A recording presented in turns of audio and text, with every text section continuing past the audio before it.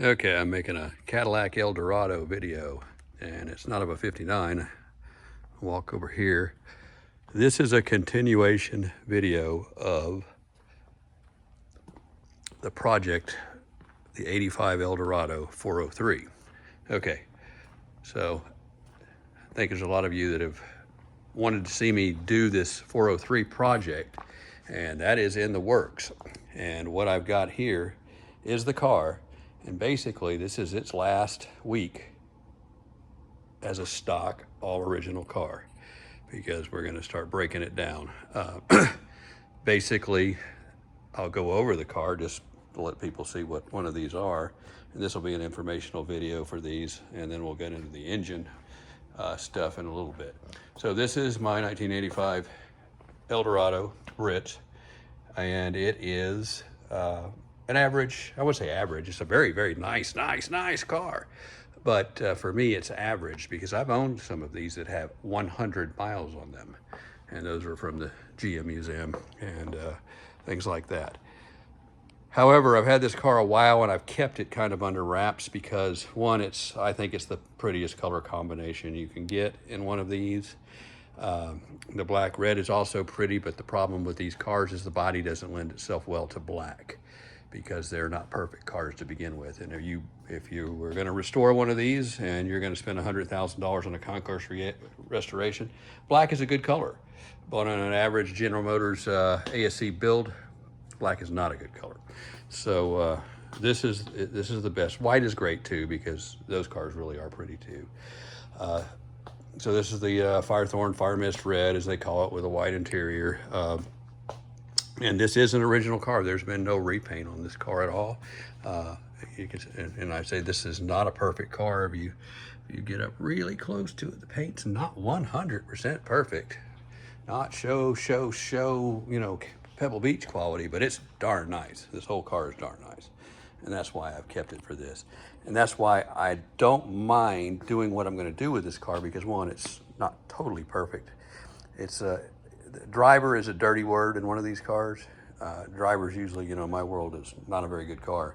This is way above a driver. This is a show car, take to a show car, but it's not I wouldn't judge this car against that 59 over there, which won the last year's best paint for the ISCA. So it's not going to win that.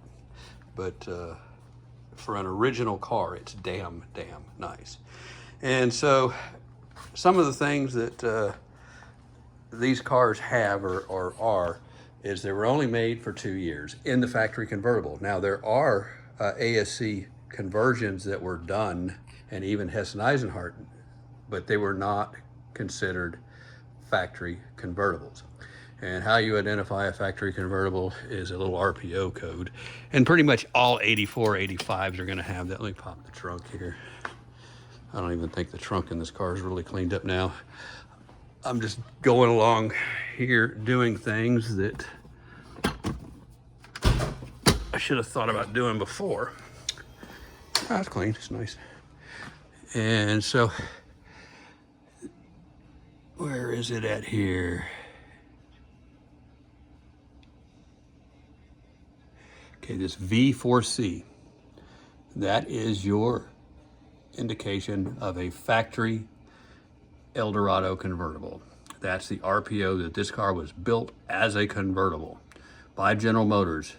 Now, that's a misnomer because it was sent to ASC, but the ASC was done right on the same basic side assembly line, I guess we call it a side assembly line, as the car.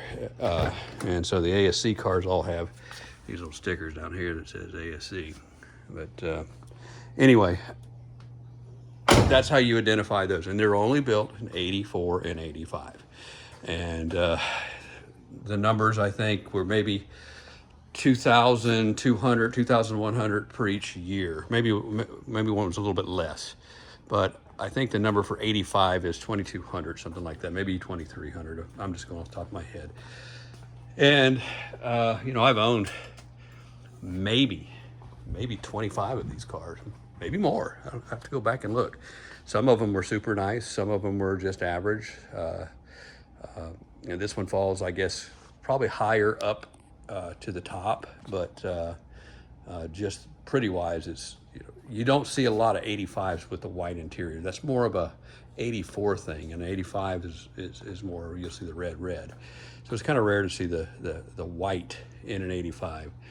And one of the ways to identify an 85 over an 84, they're basically all the same unless you look under the hood, is this piece of trim right here. On an 84, it's only about yay wide. In 85, they brought it out to here. And this trim right here, which you can't see right here, well, it's down there. This is wider too than the 84. 84 is gonna be a little bit more narrow. And these boots, and for Cadillac people who like to press buttons and have everything done for them, that boot you'll do once in your life and you'll never do it again. It is a good 30-minute, 20-minute project if you're experienced at one, and they're hard to do right.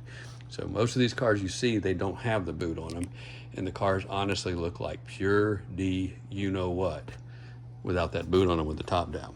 So that's one of those things that you get lazy, your car looks ugly. So all of that's the ASC stuff. But anyway, so that makes the car rare. Another interesting thing about this, and I'm doing this in March of 2024, and the last time I looked, pick a year, maybe 2019, 2020, right around there, I got a list of export stuff that was all just kind of one of these things, a collector car deal. And for 85, more than 900 of these cars have already been exported. So it tells you all of the foreigners are buying this. It's the same thing that happened with the 60, same thing that happened with the 59, same thing that happened with the 53, and the same thing that has now happened with the 66 is happening with these. So they're all going to foreign buyers who will pay more money than the US buyers. And so we end up losing these cars. And I promise you, of the 900 that are left and of the 20, they're not leaving you with the best ones. So all you're going to find are these cars that are going to need work. And here's the problem with these cars. They age hard. 20,000 miles on this car can look like 100,000 miles on a Toyota, 200,000 miles on a Toyota. And it's probably a little bit of the buyers too. All it takes is a big old butt to get in that thing and just slap down on it, and it puts 20,000 miles of wear on it in one sit. So the seats are very sensitive, especially in white. The body lines are very, very easy to ding. These are thin tin metal cars for their era. I mean, they're very light. And so you see them a lot of dings on them and things like that. Then of course the common thing, which is expected to have to be replaced on any of these cars, even 100-mile one, are these bumper fillers. This has been replaced on this car, and same with the other side, and so are the rears. So when you see these cars, I like to find them with those things gone. It shows me just a level of originality that nobody's messed with the car, and those are not things that you can just buy, spray paint, and just slap in there. It takes a lot of work to get them to look right. And I wouldn't even say this car looks perfectly right, but just pretend it takes 30 hours of work to go right. Now you can do it in 5 and the car looks like a piece of junk, but it takes that long to do those right. It is not easy. Now you've got factory ones that are easier to put in, but you're not going to find those again because they haven't been made since the car was new in the 80s. And I had a set of factory ones that I saved. And basically I put those in a cold, cool storage, and they went with the 100-mile last one of these that I owned. And I sold to a name that everybody knows overseas. So anyway, one of the other things when you see an ASC car, like this car has no undercoating on it, which is great. But all the ASC cars black bomb the tank. Why they did that, I don't know. So if you see a black spray painted gas tank on an ASC car, that's right.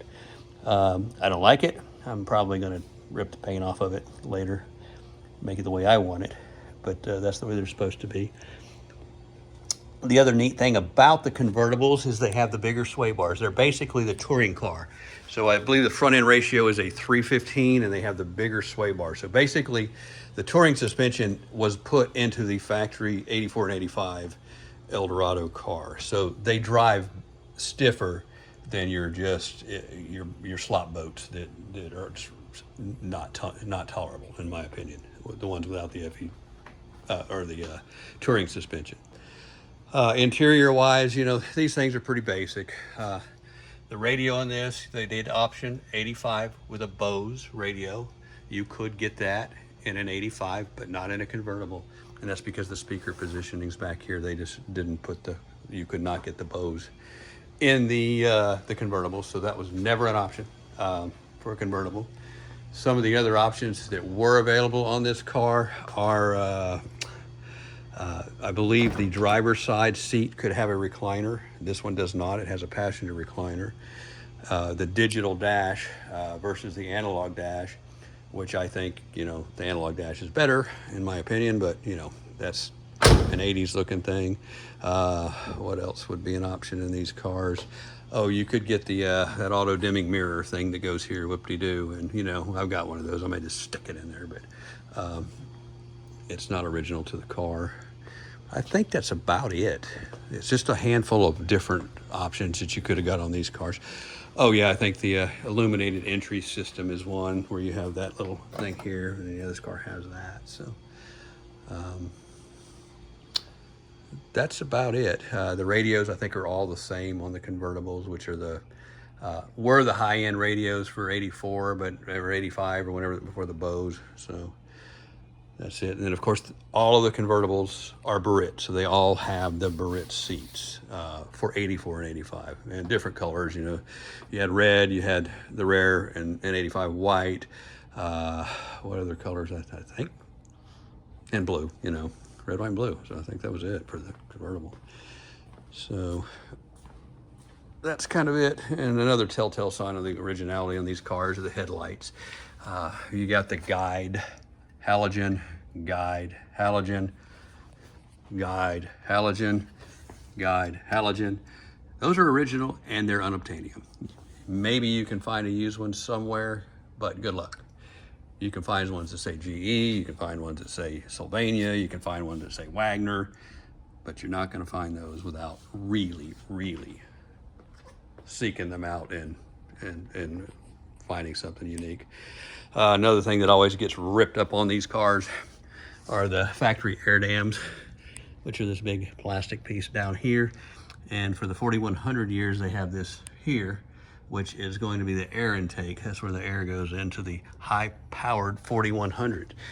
All 135 horsepower of this whopping thing. Now, so that's kind of where I'm going to start talking about the motor. This car, to me, other than a handful of other GM cars, I think the IROC is one of the prettiest cars of the 80s. I love C4 Corvettes, but I don't really think they're the prettiest car of the 80s by any means. But the IROC is a beautiful car. The Pontiac GTA is a beautiful car. And this, I am going to say, for all of the 1980s, this is the most beautiful GM car, possibly car made. It is just a striking car, very well proportioned, beautiful lines, just a really, really, really nice car. And you know, so this car here, let me throw a mention out to these. These are the appliance wire wheels. These are not factory. They're appliance. You could have bought them through the dealer on these cars. And I think in the day, they were super duper expensive. Would have cost you a couple grand more in the 80s to buy those wheels. And those wheels today, and I know a lot of y'all that follow these, to find a set of those in this kind of shape will probably cost you $4,000 to $6,000 if you find them. And no, I don't have any, so that's all I got. So this car and the 84 has some too. Center caps are now starting to be found. I think some of them reproduce them. They reproduce them. They're expensive. I think they're several $100s per cap. But the rings, these part, can't find them. They're unobtainium. So, at least for now. So the appliance wire wheels have a better stance to them. They are a 6.5-inch wheel, I believe, maybe a 7-inch wheel, as where the bicycle wheels that came on these cars are going to be in the 6-inch range. And they tuck the wheels way in and look boaty. So the appliance really do add a element of beauty to the car because it has a better stance like that, so you can see. The size tires I run on all of these cars is a 225/70/15, not a 225/75/15, but a 225/70/15. If you try and put a 75 on there, it's going to be too tall. You can put a 215/75 on there and it'll be fine, but it's a little bicycle tire. So the 225/70 is a little bit meatier tire. It has a better stance and look to it. Now, these are Galaxy tires. I bought these basically because I'm actually having, as we speak, a set of Diamondbacks built in H-rated tires for this car for what I'm going to do. So I have Diamondback tires with the same white wall, everything. So it's going to be a higher performance tire. I am not a fan of these tires. To keep that white wall that way, it takes carburetor cleaner, steel wool, and just every bit of your fingers to try and do that, because they turn brown. I call them brown walls. Galaxy tires are not, I'm not trying to disparage them, but that's what they do. Maybe without the white wall, they're fine, but with the white wall, they suck. They look pretty now, but just give it a little while, they won't. So they're just there for holding the car up and making it look nice. Now, so we made the point that this car was one of the most beautiful, in my opinion, the most beautiful car of the 80s, and I think a lot of people do agree with that, and that's been written in a lot of ways, and a lot of very smart people say the same thing that are into cars. But here's the deal. You take the most beautiful car and you put in the HT4100, which was the engine for both 84 and 85. It is the most God-forsaken crap motor ever put in a General Motors car, in my opinion. Yeah, there's some 4-cylinders and a few things like that that are we're in really cheap cars. But for the highest end car of General Motors, the Cadillac Biarritz, this is it. This was the most expensive car. These things were $30,000, in 1985 for all this stuff, up in that range. It has the worst motor ever, 135 horsepower. Okay, I don't need to go fast. I don't need to do anything. But the problem is it's a 4.1 liter. I don't mind no horsepower, but it has literally no torque.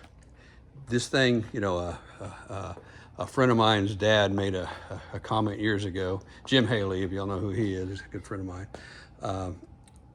His father said this thing doesn't have enough power to blow a ball cap off your head, and it's true. It's a joke for a motor. And the 85 motor, these motors started out in 82, and in 82, basically, if you went to a Cadillac dealer, then you would go around back and you would see about 20 of these lined up to have the motors put in them, a month after they were bought, because they were just falling apart. By 1985, they fixed most of the just hardware failure issues on them. And to give the motor some credit, I have never failed an 85 engine. So now I've never really driven one much because I can't stand to drive it. But they always seem to start, and they always tug the cars around the parking lot fairly well or in the building. But on the road, they are not fun at all. So if you have a weekend car like one of these and you want to go out and say, oh, I'm going to drive that car, I don't care. And this is a fact. If you can take a rental U-Haul with a trailer behind it that has a diesel engine in it and just completely destroy this car, there's no two ways about it. These will do, I think, it's in 20 seconds in the quarter mile, May 19, 2021. And so that's it. And so, like I said, it's not fast, but some of the tricks that were done to this engine, because basically, the history is they had the 864 motor, which is a 6-liter motor in 1981. And that was kind of a band-aid year of a motor, because the 6-liter engine is a great engine. And even the 864 engine is a great engine. That's right, the 864 is a great engine once you just simply unplug the 864. And it's one wire to do that. It's that easy. And it fixes all the problems with that. However, there's only one fix for this motor, is to completely redesign the car. There's no fix for this engine. There's nothing you can do. It's a horrible motor. And so what we're getting ready to do to this car, which has been talked about, is, if you know the history of this platform started in 79 and it ended in 85. And in 79, they offered the Oldsmobile 350 gas 4-barrel engine in the Tornado and Riviera. They also offered the 6-liter engine in Cadillac in a fuel injection in 80 and an 864 in 81. And I think that is a great motor. An 81 of these is the best probably you can get, and so is the motor. However, I want to make this thing a little bit faster than that. And so the Cadillac 6-liter engine is not the best choice. And the reason is that is, one, it's extremely heavy. It's the same platform as a 500. I'm gonna pop the hood now. I can get around here and do it. So the motor's extremely heavy, and it has an inherent design flaw that will never allow this car to have any performance at all. And that is because of the front wheel drive.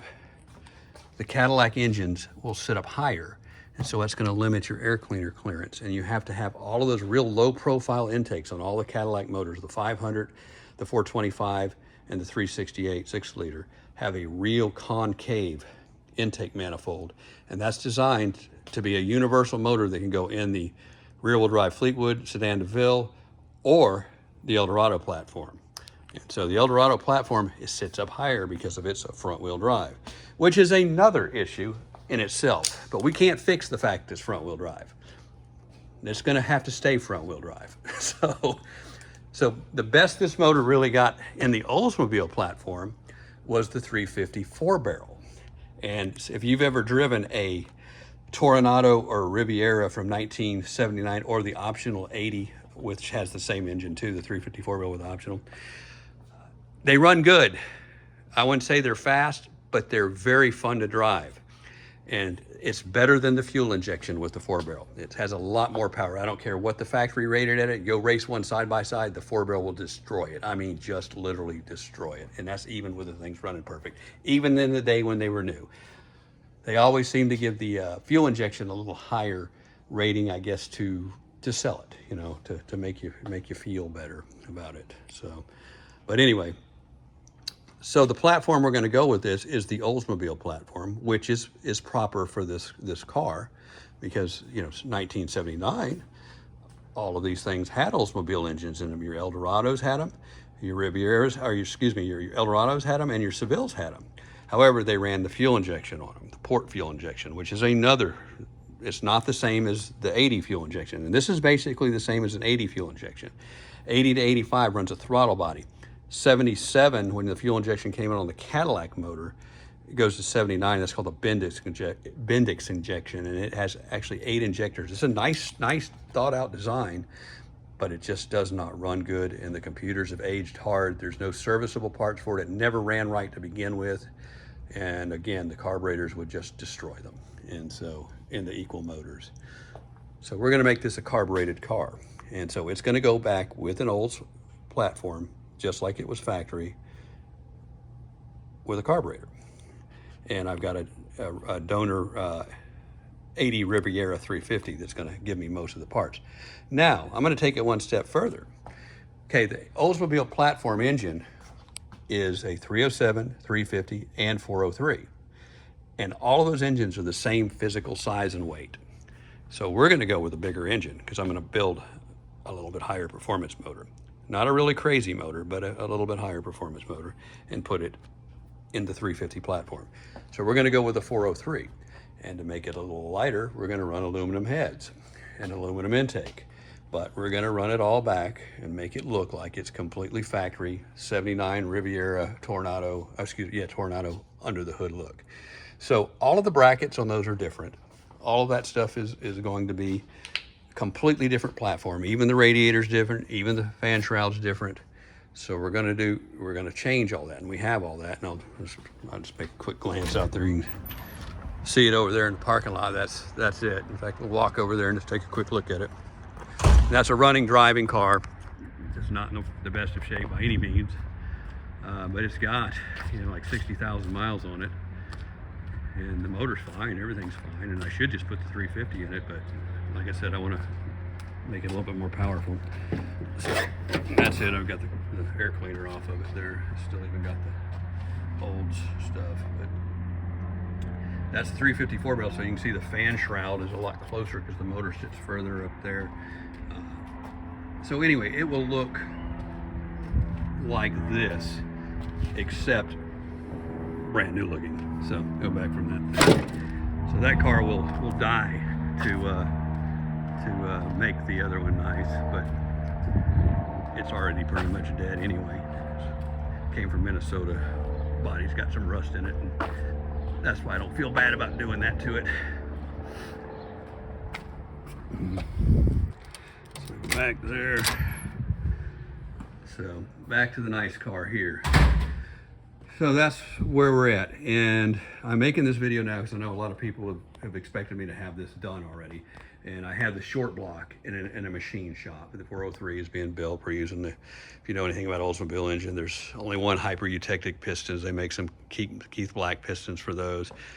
And with the Edelbrock aluminum heads on that thing, it'll have a right at 10-to-1 compression, and we're just going to put a very, very mild camshaft in this thing, not a high performance, just kind of more of an RV type cam, and it's just going to be very, very simple. It's not going to run headers. It's going to run the manifolds off of that car out there, and so, you know, it'll have its own restrictions that we can't help.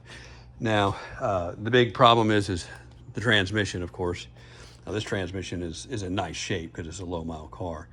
And we're going to try and make this work. I'm going to put a 200R4 converter in it that's more of a performance one, and I'm going to put a manual lockup switch in it, so I don't have to run any of the computer stuff on it. So it's going to be basically, we're going to decomputerize everything on this car, which really doesn't have much effect on anything in the car at all, other than what the engine function, because this was the digital fuel injection throttle body there. So that's kind of it. That is a new compressor we put on here. I'm actually going to get the Delco sticker and use that on the other one. But some of this stuff will interchange, but most of it won't. So that's kind of it. So to give this car a last hurrah and a last bang, my friend Jim Haley and I are going to make the next video. We're going to race this and the 84 against each other. And that's right, an illegal street race. But I bet they can't even get up to 60 miles an hour. They're that slow. So nobody will even notice other than us. So, and I think if anybody's next to us just driving normal, they're going to go, huh? What's going on there? Why am I just pulling off from these guys and they're acting like they're racing? But yeah, these cars are a joke power-wise. So we're going to do that and basically just give it a last hurrah. As like I said, some of y'all that follow me don't realize the Cadillac side of me is one thing, but the performance side of the other thing is you don't see. Like I said, I do not like driving these cars. I cannot stomach it at all. So I'm going to finally make an Eldorado that I can stomach. Now, back in the day, I had, you know, a project one that we stuck a junkyard 350 in it way back when, you know, 25, 30 years ago.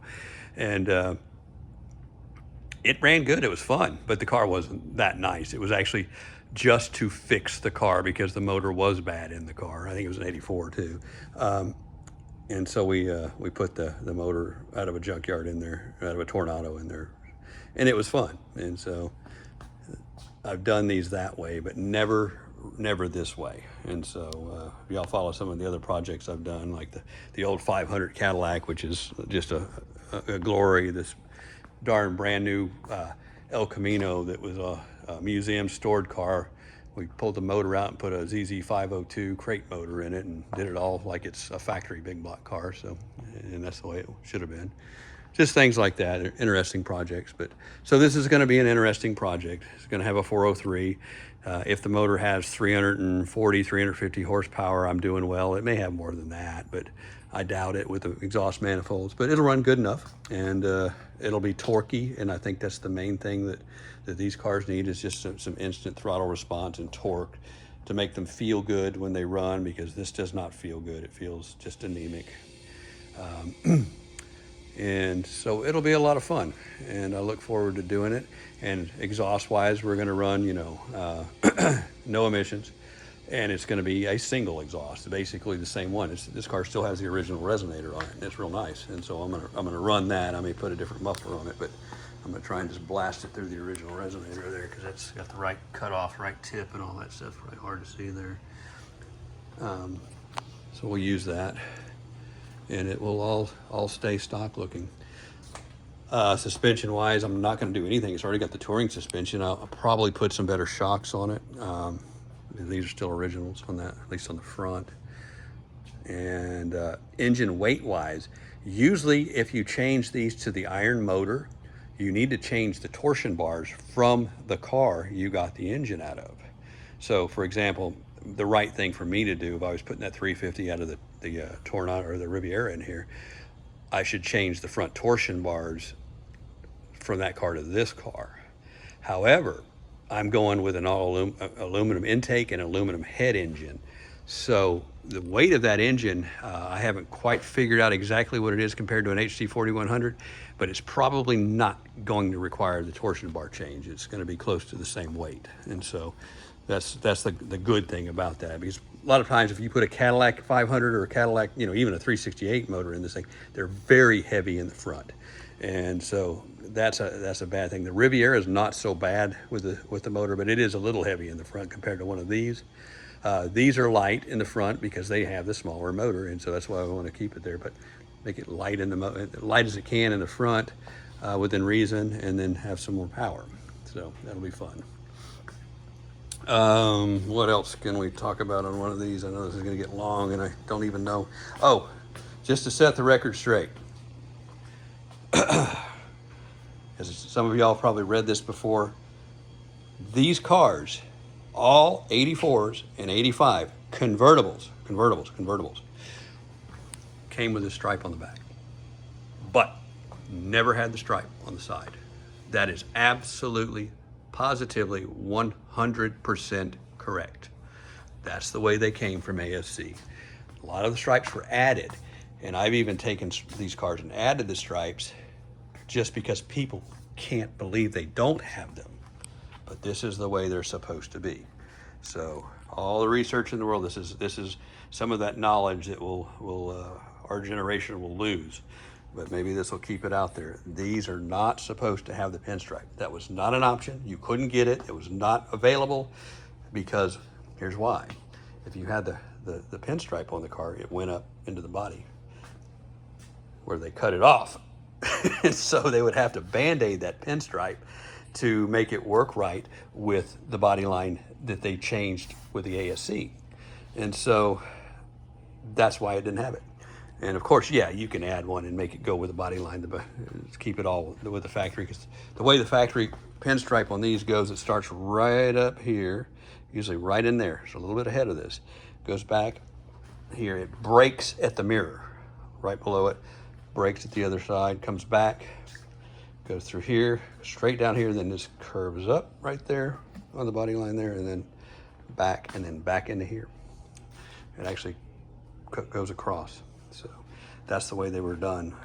On the regular Eldorados that had the pinstripe option, it could be a Biarritz hardtop, could be just a regular base Eldorado, could have that option too. But all of the convertibles had the stripe back here. And I think they were all white except for the black car, which was red, I believe. So that's what I remember. And here's another thing that these cars that age so hard and so fast, and even this one's not perfect by any means. This plastic chrome that's still there, that's very hard to find on any high used car.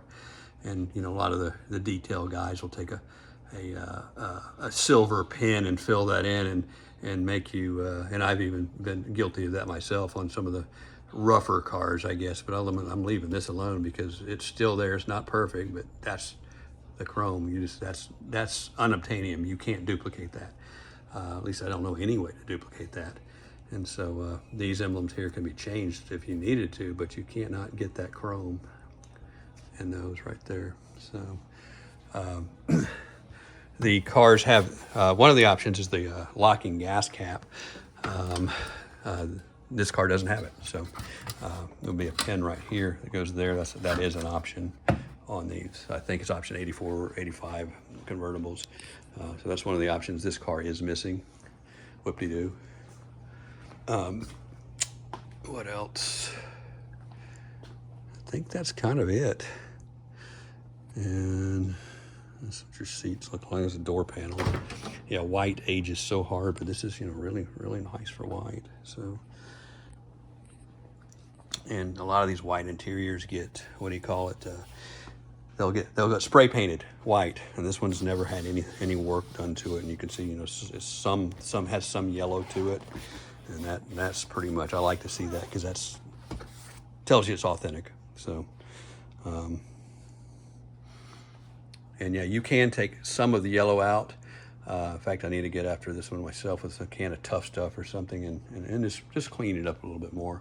But it's pretty decent the way it is. It really doesn't need a lot. The seat belts, of course, are white in this, and these are a problem. I'm going to take these out and clean them up. And that's one of the, after I kind of get going, and I know it's going to be when the car's getting worked on, I'll be waiting on this or waiting on that or figuring this out and figuring that out, and that's the time we kind of piddle with little things like that we know how to do. But what else? So that's an 85 Eldorado, and this is the one that's going to have the 403 engine in it. And it's, like I said, it's not going to be a race car or anything crazy. It's all going to go back the way it's supposed to, way General Motors would have done it.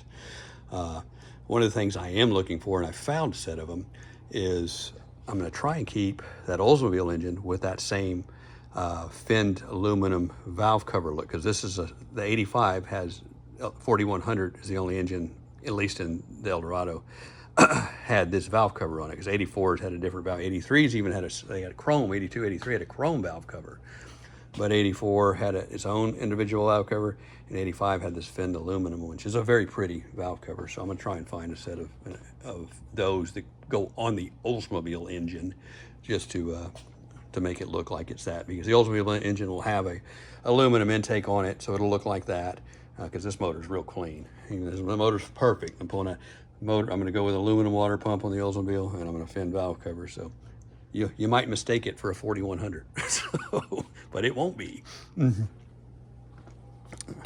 I think that's probably all I can think of right now. Nothing else to say, and like I said, I'm going to make a whole series of videos as this happens, and this is part of the series here. I wanted everybody to see this car right before it started, and what it's like and how it's going to turn out. And basically, next time you'll see this is going to be our little fun race, and then after that you'll see it with the motor starting to get pulled out of it, and we'll do the motor out in the driveway with our big forklift, and then it'll come in here on this lift and be worked on in stages of things we need. So that's kind of it. Thanks for watching, and just follow this feed. I think I'm gonna try and make a playlist out of it, so you can have the playlist of all the 85 Eldorado engine conversion stuff. So, and I'll go through a lot of the details, and I promise you I'll have some headaches that I run into myself, and I already know one of them is going to be the Cadillac runs and that's always a loose thing, that linkage shifter from the column down to the transmission, as to where the Toro rib run a cable, which the cable is actually better. And so I'm going to convert this to the cable for that, because I don't think I can get that system into the Oldsmobile configuration. So we'll see, but that's up in the air still. But that's one of the headaches to start with. But Anyway, thanks for watching.